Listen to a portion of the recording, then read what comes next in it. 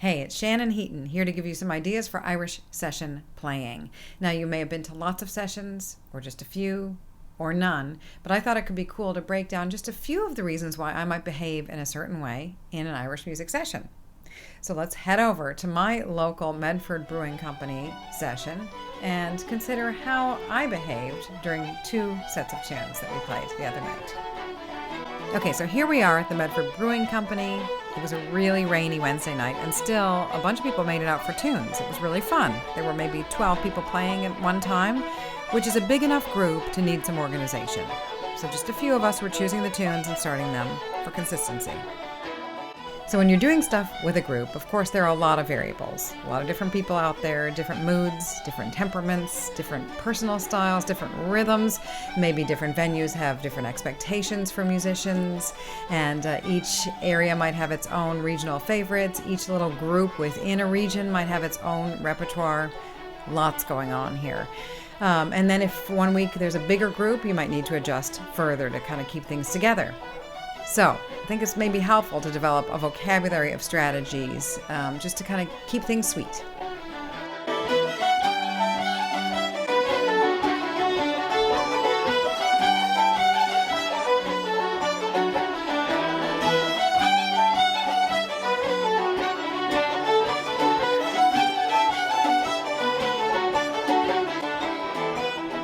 So we started this set of tunes with the Killavil jig, and we hadn't made a plan from there. So I get the idea to go into Seamus Connolly's, aka O'Brien's Trip to Newtown.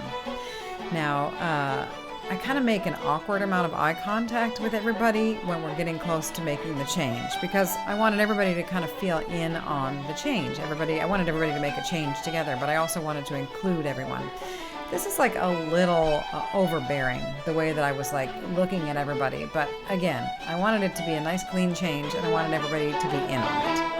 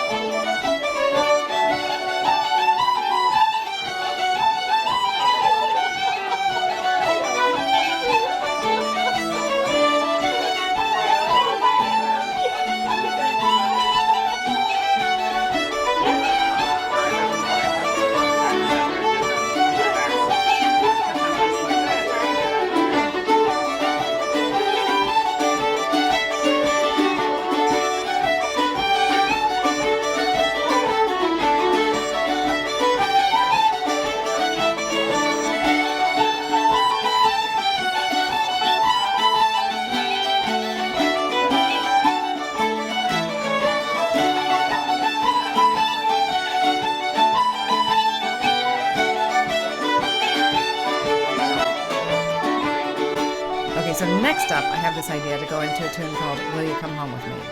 Instead of just pouncing on the tune by myself and assuming that my fellow musicians will pick up on what I'm putting down, which is probably what would have happened elegantly, instead I decide to holler the name of the tune to my fellow session leaders, to Tina and to Josie on the fiddle.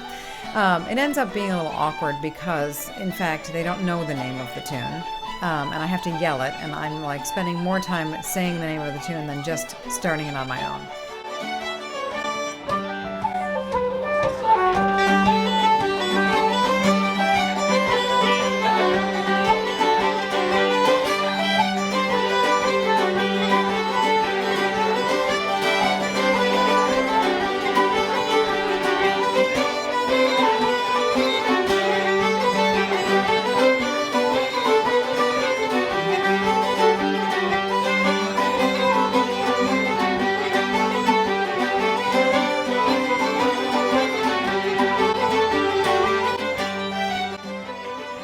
wish that I would have just started Will You Come Home With Me on my own, and then people could have picked up on that. But anyway, that's why I did that, is I thought it would be kind of a slick group change together. You try things, sometimes they work, and sometimes they don't work as well. Now, I do like that I shouted G over to the bouzouki player, so Martin and I could at least start that third tune in G together. I like making that nice clean change with the people that I'm playing with, and that is not everybody's cup of tea in a session. When I spoke with Barry Foy, who wrote this adorable book called The Field Guide to the Irish Music Session, when Barry and I spoke, he called that the Big Bang change. This is kind of hilarious. There's nothing wrong with that, but it's not a concert. You know, there isn't actually anybody to check. You know, whether you came in at the beginning or not. It's a session, you know. So I do like the Big Bang change. I like making that change together. It's exciting for me. And I get the point that it can be nice to let things be looser, to let them be a session. And there's no need to yell out the key if you're making a plan in advance. So for this set of reels, we actually decided in advance we would go from Ed Reevy's tune, Love at the Endings, into Maurice Lennon's Road to Garrison, aka The Godfather.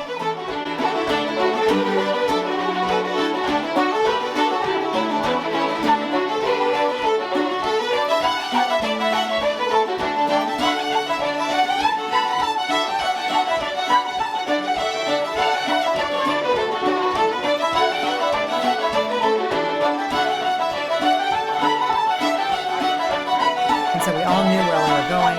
Check out this change.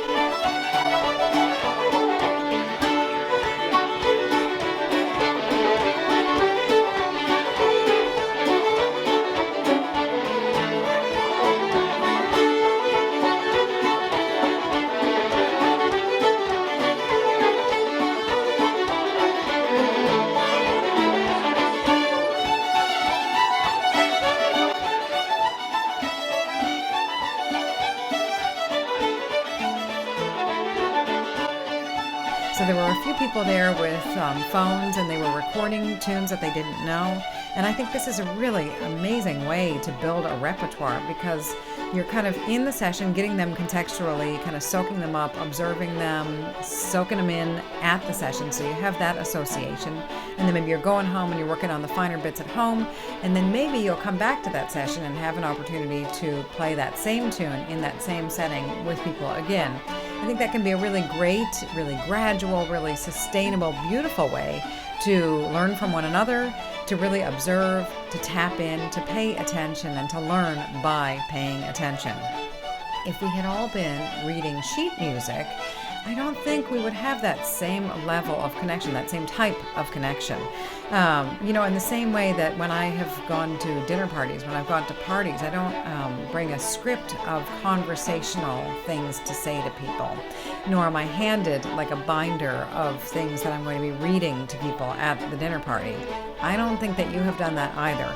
And I think it would feel very awkward if you did that, because a party is like a social event. You don't read to each other, you talk to each other. And sometimes it works out and it's really fun, and sometimes it's a little flat. It's the same thing in an Irish session. You're not reading, you're playing together and riffing off of one another. And so I think sheet music, it's really not going to promote the sweetest, most social event as just learning the music by ear and playing it together by heart, even if that takes longer to do.